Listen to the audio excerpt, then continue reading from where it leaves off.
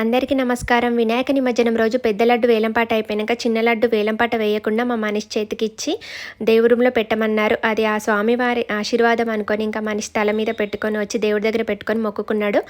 ఇంకా ఫస్ట్ పూజ మేము చేసాం కాబట్టి కలశం చెంబు నా ఒళ్ళో పెట్టిన పంతులు గారు.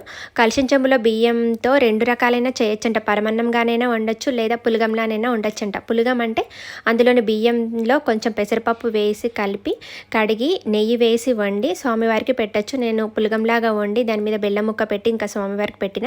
కలశం చెంబు మీద కొబ్బరికాయ ఉంటుంది కదా, అది కూడా 2 రకాల కొట్టనైనా కొట్టచ్చంట, లేకపోతే అది దానిపైన రెడ్ బ్లౌజ్ పీస్ ఉంటుంది కదా, దాంట్లో కట్టి గుమ్మానికైనా కట్టుకోవచ్చంట. నేను కొబ్బరికాయ కొట్టి దేవుడి దగ్గర పెట్టి పులిగం చేసి దాని మీద బెల్లం పెట్టి ఇంకా స్వామివారికి నైవేద్యం పెట్టి పూజ అంతా పూర్తి చేసుకున్నా.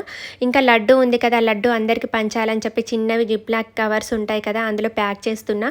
ఇంకా సాయంత్రం వరకు అందరికీ పంచేసేయాలి. ఓకే అండి, మరి